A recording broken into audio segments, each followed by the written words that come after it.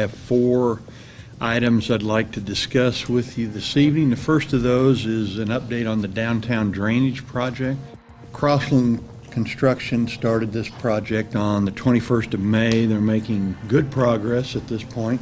The project will occur from Main and Broadway north to Campbell, and then it'll go west on Campbell to the railroad tracks.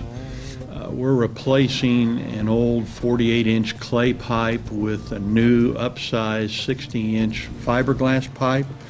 The north portion of the work on this project is occurring first. And again, as we've talked about before, because other utilities were already located in the alleyway, part of the new line will have to be installed on Broadway. We've made it a priority to communicate extensively with people about this project because it will be a major inconvenience in the downtown area. We've communicated with the downtown merchants and interested residents on a regular basis really throughout this project, and actually we started that several months before construction started.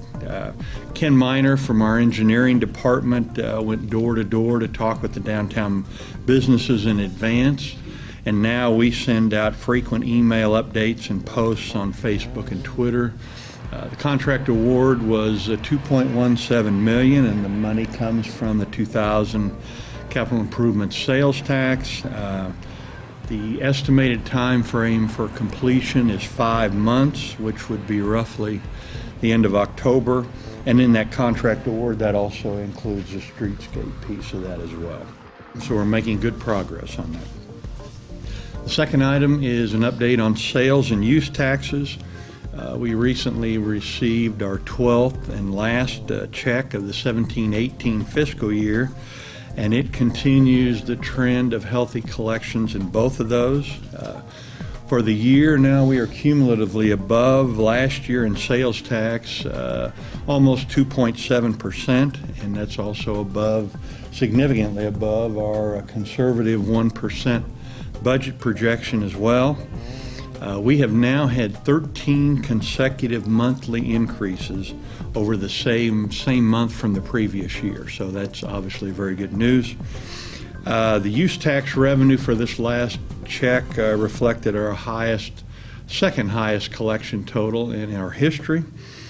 And when the numbers are available, Warren will compile those collections by code for the fiscal year, and he will be able to evaluate the areas of growth and decline, and we'll take a look at those as well.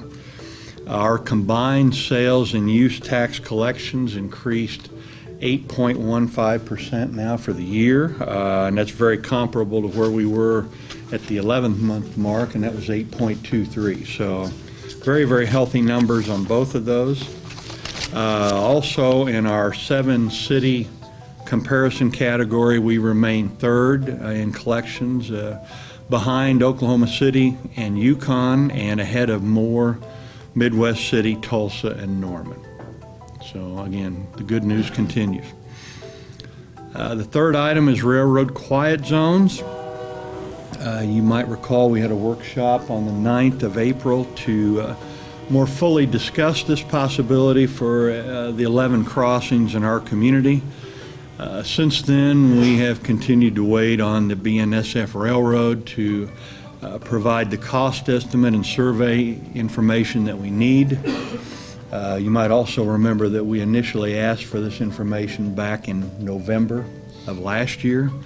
And as you know, we need this information so that we can complete the review that we have and bring a full recommendation to you for your formal consideration. So we continue to try to work with the BNSF on where they are with this.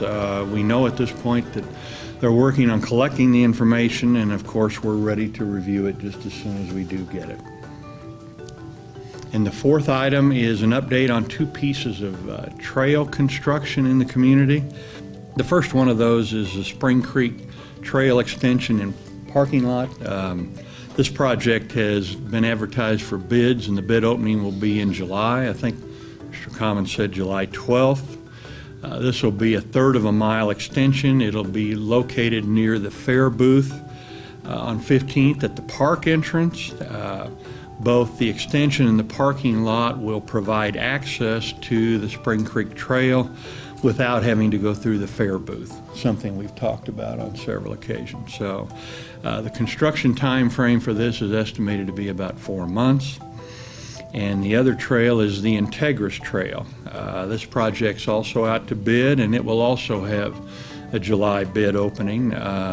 It will be a quarter-mile trail that will connect to Spring Creek Trail from the Integris Health Medical Complex. It will be accessed or available for access through the Integris parking lot located on the east side of the I-35 frontage road between 2nd and 15th. And that project should also be completed in about 4 months as well.